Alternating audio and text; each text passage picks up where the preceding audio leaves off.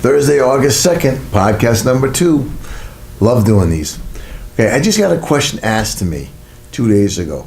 Listen, I've got a lot of success. I've had tremendous success in my life. How do I increase my success? I said, fantastic question, great for a podcast. How does success start? You've got to look at your daily routines. Daily routines is key to creating more success. That's what it's all about. That's how you do it. I mean, you start with daily routines. So my first question is, do you get up at 5:15 or before? And I said, absolutely not. Well, why not? When you think about it, if you can get up at 5 o'clock in the morning and spend 45 minutes to 1 hour doing the following. A, you got to put your brain into task mode. Okay, so you get up, do 4 or 5 quick tasks, and I mean quick tasks. Make your bed, clean your landscape, brush your teeth, wash your hands and face. Automatically, your brain is in task mode. It's a total different mindset. Okay, take your drink of choice. I don't care if it's tea, water, coffee, whatever it is, and get outside immediately, especially at 5 o'clock in the morning. I'm going to tell you why. I learned this many, many years ago when I was a little guy, and it got reinforced me when I worked at a dairy farm. I used to work with a couple different farmers, and they used to say to me, when you get up early in the morning, 3:30, 3:45, 4 o'clock, the air is different. I said, what do you mean the air is different? Nobody's up. There's no pollution in the air. So back then in the 70s, they used to talk about pollution. There's no cars going by. There's no pollution in the air. So now you think about it today. When you get up and you get outside and you drink your coffee or your tea or water, whatever, and go for a walk, 35 minutes. First thing early in the morning. What they call is the kinetic energy, the crazy energy is not there. The computers aren't on, phones aren't on, cars aren't moving. The ebb and flow of nature is moving at its best before the sun comes up. The air is different. That gets into the oxygen that gets into your system is different. So if you can get into a point where you start walking, or if you want to really take it to the next level, you start doing running, walk, jogging, getting your blood pressure going and getting everything cooking, pumping things up. That is really a great way to go. I'm on that program myself right now. And what you do is you get out there and you run, you get that 2 miles, 3 miles, 4 miles in, and you feel like $1 million when you're done. And when it's all said and done, that's just one piece. Now when you get back, and if you just went for a walk, let's say, write down 7 or 8 or 9 morning tasks that you have to get done. Morning tasks. See, when you get up early and you get that energy, and you get up early and you do the tasks, and you get up early and you write down more tasks that you have to get done, now you're in that task focused mode, and now you're challenging yourself. So by challenging yourself, you're taking your mind to the next level, and that's how you're going to create more success. So no matter what gets thrown at you, you're already in task mode. You just go. And because you get outside and got that fresh air, that good clean air, that oxygen, and you got it pumping through your system, you're better off. So try that. See, it takes 90 days to create a habit. So you have to do this for 90 days. Now here's the key to it. It's 7 days a week. Okay, that's the next step. Success isn't done on a time clock. Okay, it's a lifestyle. So no matter what kind of success you're looking for, it's a lifestyle. So whatever you do, you got to have passion for. You got to love what you do, and it's a lifestyle. It's 7 days a week. You get up early. 7 days a week, you get outside. 7 days a week, you write down your task, and you don't deviate from it. When you write down 5 or 6, 7 tasks when you get back from your walk or your run or whatever it is, it's going to take you 6, 7, 8 minutes to do that. And then when you're done with that, go get yourself ready for your day. You shower, you get ready, you come down, and now you have your tasks. Okay, you know what they have to be, and then you're off and you're running. Now think about what you created.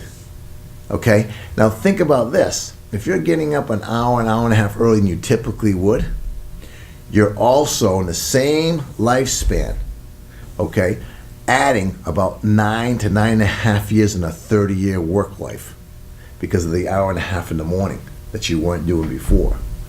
Think about that.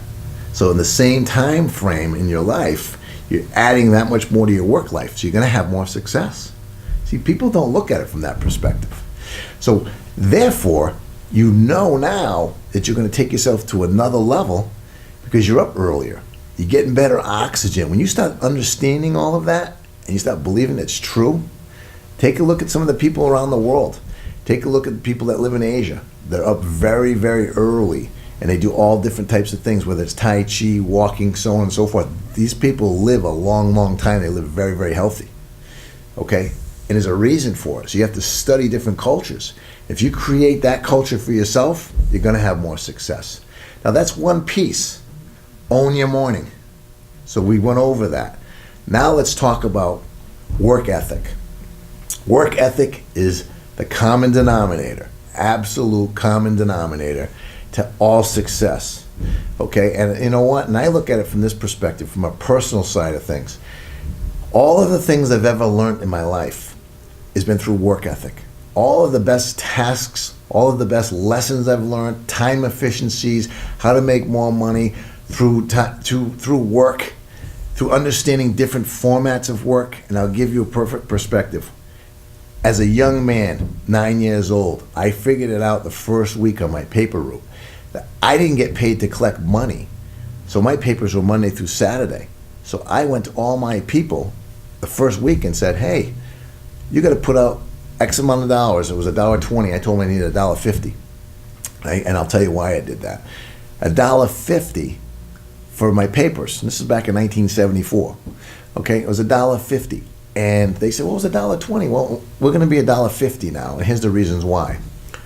I'm going to get your paper to your home before 5:15 in the morning. And there was a big value to that. Because back then, the morning news came on at 6 a.m. That's when it came on. Radio, TV, it was all on about 6 o'clock in the morning. So I got the morning paper to them, because there was no internet and all that, obviously, in the 70s. And I got it to them by 5:15. I had 64 papers I had. And I got it by 5:15. I figured out two things. By getting $1.50, I was getting paid $32 a week. And it took me about 11 hours to do it. So I was getting paid almost $3 an hour. And back then, minimum wage was like $1.20. So I was way ahead of the curve. That was one thing. Two, I gave my customers tremendous value, because therefore they were getting the paper early, they were getting their news, their local news early. So there was a tremendous amount of value to that. Okay, and all of my people, all my customers, my clients said, no problem except for one. So what I did with that gentleman, I used to bring him the paper at 8 o'clock in the morning, went to my bus stop. He got so mad at me, called my dad. And I learned a lesson. My father said to me, well, why'd you do that? Mr. Laporte called me. I said, I understand. I told him to call you. He says, well, you told me you went from $1.20 to $1.50. I said, I did that with everybody. But I also got everyone's paper to the house before 5:15. Now I'll go over and explain it to him again. This is a 9-year-old kid. I'll go over and explain to him again, Dad, but I think I should be getting the extra money because I'm bringing the paper early. And he doesn't want to pay it, so I bring it to him at 8 o'clock. He said, well, that's really not right to do that, but you go talk to him and I'll tell him, you know, what's between you two. Okay. So I went and talked to him. Mr. Laporte, you got to leave my money out at night on Friday night, so I don't have to come collect it. Yeah, it's got to be $1.50, and I'll give you the paper here. And your paper is right across the street on an angle. I'll give you a paper here before 4:45 in the morning. He finally did it. It took him 2 weeks. I think it was just being stubborn. He was an older guy, and I liked him. I used to even shovel his driveway for free in the wintertime. But the bottom line is I understood time efficiency. I understood value. That was a very key thing. When I worked on a dairy farm, same type of situation. I had a lot of chores to do in a 6-hour period. So I used to double up on some of the chores. And I figured it out. If I doubled things up, yeah, it was hard. It was tremendously difficult for me because when I was 13, 14 years old, I wasn't that strong. I was strong enough, but not as strong as I needed to be to do some of the chores I was doing. And as I was doubling up, man, I'd run out of breath and stuff, but I finally said to myself, this is a competition. I've got to get myself in better shape and push myself. And I was a thin kid. And I did. But I was doing man's work at a young boy. I said, but I can do a man's work because you know what? I'm going to get ahead of it. I'm making a lot of money. I was making $3 an hour working for that gentleman. I loved it. But he loved having me because I was there every Saturday and Sunday from 11 to 6:30. I did a ton of work for him. Mr. Mazurkowitz, Ray Mazurkowitz, great guy. But I learned hard work, being efficient, and push yourself. You'll get the things done in a timely fashion, and you'll get paid for working so hard. Well, these are things that I learned as a kid. 13 years old, 12 years old, 14 years old, you learn these things. Well, let's think about that in today's mindset. Work ethic. What are we doing today to go the extra mile? And what are we doing today to get things done? Okay, the two questions you got to ask yourself, and I love these two questions. What am I doing right now to hit my goals? And how am I being helpful to everyone around me? Two questions. So when the big bosses and the CFOs of these companies want to rant and rave about what's not getting done, ask yourself the question, CFO and big boss, what am I doing right now to hit my goals? And how am I being helpful? So when you go into a meeting, and if you're going to barrage people, that's not being helpful. Okay? So what do you need to do in the system that you've created to be helpful to your people? That's where work ethic comes in. Okay? Stop being so comfortable and become a little uncomfortable and get involved with people. Involvement is key. Work ethic is key. Getting involved in every aspect of your company, it'll come back in major league rewards to you. People will look at you in a different light. When they say, wow, he really wants me to do well. He's trying hard. He's showing me a different way. He's trying to make my job easier. He's putting effort into my job, okay? So therefore, what's going to end up happening is the individuals you're putting the effort in for are going to work that much harder, and of course they're going to get to the goals, all right? So make sure you ask yourself, what am I doing right now, okay, to get to the goals that we need to get to, and how am I being helpful? Two questions that are phenomenal for each individual to do. And if you're in sales, same question. If you're not doing anything that's helpful to one of the people that work with you, that doesn't work. So how can you be more helpful to that person if you've already finished all your tasks? You may be waiting for a customer. You may be having something going on with a customer, so you can help somebody else with something. The more good, positive energy you have, the better off you are. So therefore, you've got yourself in a great situation. Now let's talk about self-discipline. Self-discipline is key, okay? And part of self-discipline is being able to say to yourself, you cannot live in the past. You've got to be able to live where you are right now and where you're going, okay? The past isn't going to work. I always say we don't have rear view mirrors attached to our heads, so we can't see behind, and you can't live from behind. All we can do is take our past experiences, know the good, and move forward. Okay? Have the self-discipline to say to yourself, okay, here's where I'm at right now, here's where I need to be. If you're a little behind, what do I need to do to catch up? Okay? And be honest with yourself, and be sincere, but press it. Put the full court press on. You got to put some pressure on yourself sometimes. Self-discipline is staying within the parameters, but I always say this, you never want to break the law, but sometimes you got to break some rules. Okay? If you have to work a little bit faster, you work a little bit faster. If you got to put a little extra time in, you got to put a little extra time in. Success is a lifestyle. Okay? It's not an hourly thing. So self-discipline is part of that. You got to train your brain. When we're little, we're told to eat breakfast, lunch, and dinner. That doesn't necessarily mean that's the way it's supposed to be. That's the way we were trained. When we were little, we got up and we went to school at 9 to 3 or 9 to 3:30. That's not how it works to be extremely successful. There's no time limits. Okay? Sunday morning starts, Saturday ends. It's 7 days a week. If it's 12 or 15 or 17-hour days to get things done, that's what it is. The way you have to look at success is each month is 30 days as a whole. I have 30 days to accomplish the things I need to accomplish. So self-discipline comes in. If you're a little behind on a Thursday, you got to do whatever you got to do to get things done by Saturday to get ahead of it. Okay? If it takes you 3 weeks because you're behind in a month and you're in sales and then you're almost caught up and you keep pressing and pressing and pressing, by the third 3.5 weeks, it might be a tough month. You might be where you need to be. It might take you almost a whole month. Sometimes it does that. Okay, life is difficult sometimes, so you have to have self-discipline and press and press. Do not quit.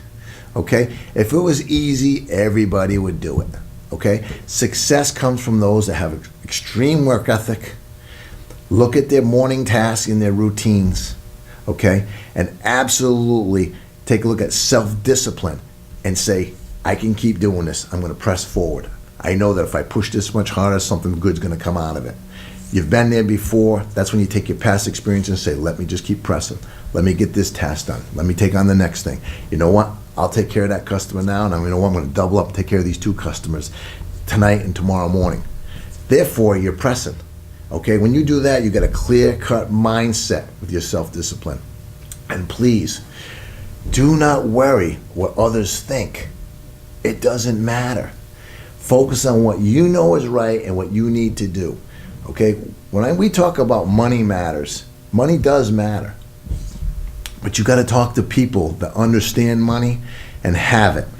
You got to talk to people that understand how to make money. Those are the ones you listen to.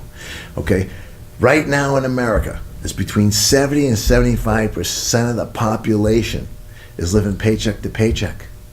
So you have to know, hey, listen, I can't talk to the people or listen to the people that are on that paycheck to paycheck program. I got to be focused on the people that have success, that understand major league success, understand how to make money, how to invest money, and how to work the money. So how am I going to get to the next level? Well, take a look at what we talked about. Morning routines. That is key. Work ethic. Going the extra mile. It's a 30-day month. It's a 7-day work week. Get off of the time clock. Time clocks don't work. Okay? And self-discipline. Self-discipline is absolutely 100% something that you need to work hand in hand with work ethic. It really, really is part of it. Okay? So when you have that, you've got it all. I think we've covered quite a bit this morning. If there's any other questions or comments you have about this, please throw them up there. I'd love to be able to answer any comments and questions. This is our second podcast, and I enjoyed doing it.